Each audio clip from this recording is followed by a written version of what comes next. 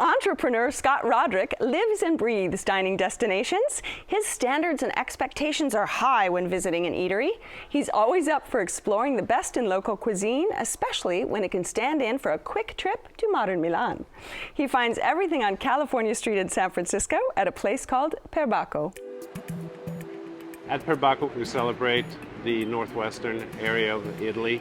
We cook with an Italian heart and we use local ingredients. I'm Stefan Terrier and I'm chef and owner here at Perbacco restaurant in San Francisco. In a restaurant, the experience is a package with food, ambiance and service. Our job is to make sure that these three components are together, and we believe that the Perbacco will do a very good job. I'm Umberto Giubin, I'm a co-owner of the restaurant. Perbacco offers the cuisine of Piemonte. Therefore, our wine list, it is more focused on the Piemonte wines, Barolos, Barbarescos, Nebbiolos. Our wine director, Lorraine, she's really good at finding the small little gems. We have quite a large kitchen staff here. A lot of the cooks have been with me for a very long time, and that's why everything comes together so well. 4 years ago, we had the opportunity of taking over the space next door, and we decided to open Perbacco, a more casual restaurant, a little less expensive, but yet with equally good food. We create memories for our guests. We show you the hospitality, and you're enjoying the food and the wine, and when you go out, the memory will stay with you. All right, Scott, let's talk about Perbacco. I mean, this is one of San Francisco's classics. Perbacco, to me, is probably the finest Italian restaurant that you could find outside of Italy. It is an extraordinary place that I discovered several years ago. It is my top restaurant selection in San Francisco.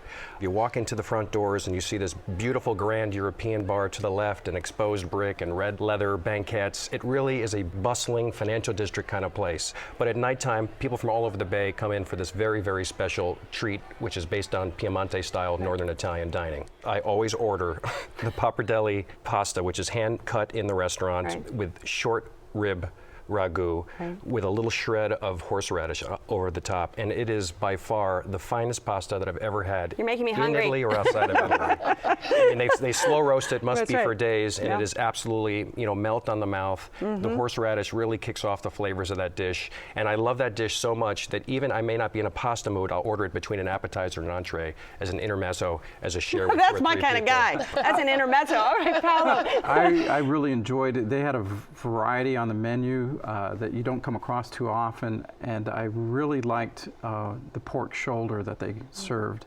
It had flavors, that didn't compete with the pork shoulder itself. The cabbage that they put on there was just the right amount of sauce, and I had the pear salad there. And I had gone there for lunch also because I wanted to come back and see what the crowds were like for both lunch and dinner. Really good choices of what the chef did. Roshan, you got to get in here and talk to us I about did enjoy this. it. It was very conveniently located from the freeway. We came from the East Bay, so parking was wonderful. The ambiance was really nice. We started off with the shrimp and fennel, deep fried in a buttermilk batter. Very, very good. I loved it with olives and very hearty, very filling.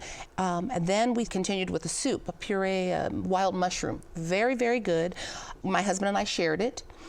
Then I got the scallops, nice and juicy, very good, seasoned to perfection. They were served with wild mushrooms and potatoes, small, but a very small portion. While the presentation was beautiful, there was only 3 scallops, so I hadn't eaten all day. That was not an appetizer size. That was an entree actually size. entree. At the end, I found myself having to fill up on bread, which was delicious. Some sweet breadsticks served with some type of sauce. the breadsticks are with known for salsa those. verde. Little tapenade. Very on the side. good. You needed a little Very salumi platter delicious. to begin with. Maybe it was just my dish. The quail, my husband said it was delicious. His was actually a larger portion, so he was actually okay with it.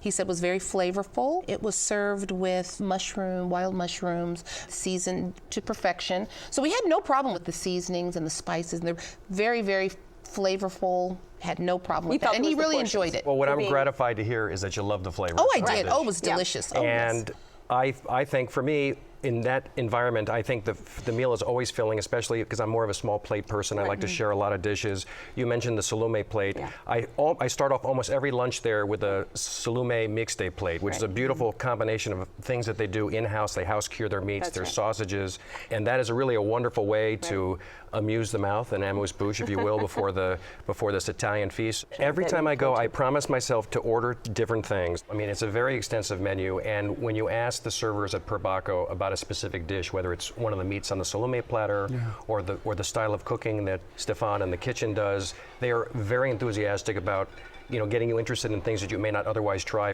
Their sommelier team is fantastic, and I never go in with a point of view on the wine I want to drink. I always ask one of the Italian sommeliers, who are incredibly well trained, to recommend to me something that's off the beaten path, hopefully Italian, but doesn't have to be. The servers were very good, very professional, They were. but a little stiff.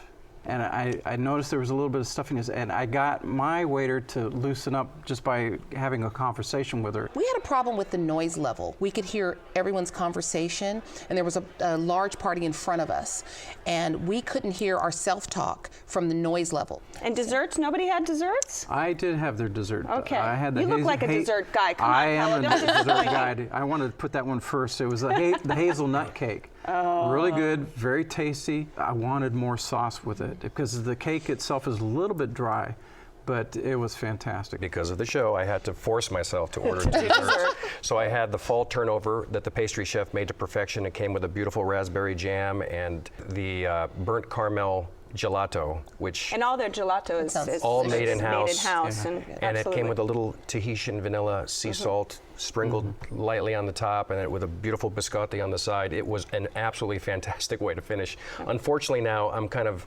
addicted to now ordering dessert at Perbacco. So you have to save room a little bit. Exactly. You got the menu choice now. I do, and I'll have All right, to try Scott, that. this is your spot. Wrap it up for us.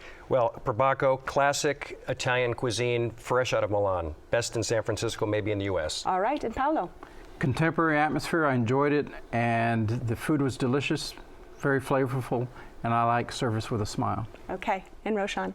I would definitely go back again, and I will definitely try the recommendations that you've told me about. All right, if you would like to try Perbacco, it's on California at Battery in San Francisco. The telephone number is 415-955-0663. It's open for lunch and dinner Monday through Friday, dinner only on Saturday.